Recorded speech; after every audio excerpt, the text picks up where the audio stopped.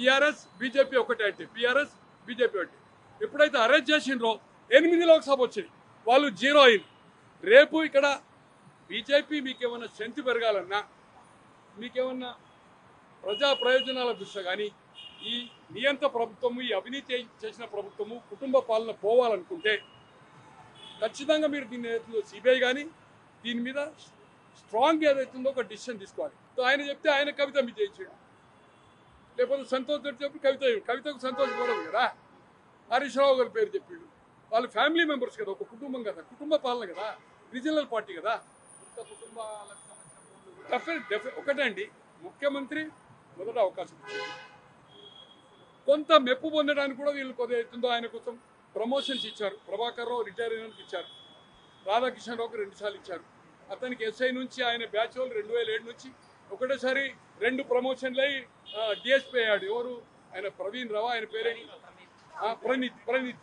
Definitely well మా SC, నేను కూడా అదే ఎస్సీ అంటే సేమ్ కాస్ట్తో చేసిండు. మళ్ళా మనోడే వస్తాడు, దేశంలో ప్రధాని అవుతాడు. మోడీ లేదు, గీడీ లేదు, మహారాష్ట్రలో పెట్టిండు, పార్టీ పెట్టిండు కదా, మొత్తం దేశం తిరిగిండు కదా, అవుతాడు, మన పార్టీ వస్తుంది అనుకున్నాడు. ఇట్లా అవుతుంది అనుకోవాలి కదా. ఏది ఏమైనా దీంట్లో కఠినాతి కఠిన నిర్ణయము బీజేపీ వాళ్ళు చేయాలి. ఈరోజు సిట్ ఏదైతే చేస్తుందో అన్ని వేళ్ళు అక్కడికే. ప్రభాకర్ రావు చెప్పినా రేపు ప్రభాకర్ రావుకు ఆగస్టు 5 వరకే ఉంది. ఆగస్టు 5 తర్వాత ఆయన సహకరించడం లేదు. ఖచ్చితంగా అతన్ని కస్టడీకి తీసుకుంటారు. అతను అరెస్ట్ కావడం ఖాయం. పోలీస్ జ్యుడిషియల్లో ఉండి తర్వాత ఇంట్రాగేషన్కి తీసుకుంటారు. అప్పుడు ఆయన బయటికి రావాలి.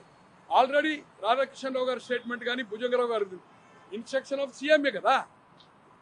తో సీఎం దీంట్లో ఏదైతుందో ఇరికిపోయాడు, తప్పించుకోలేదు. చరిత్రలో ఇటువంటి చరిత్ర లేదు. బీజేపీ కూడా ఈ అవకాశాన్ని, మేము గవర్నమెంట్ వస్తామంటుండు కదా, మీరు 2 మంత్రులకు పడది, 8 మంది ఎంపీలు డిఫరెన్స్.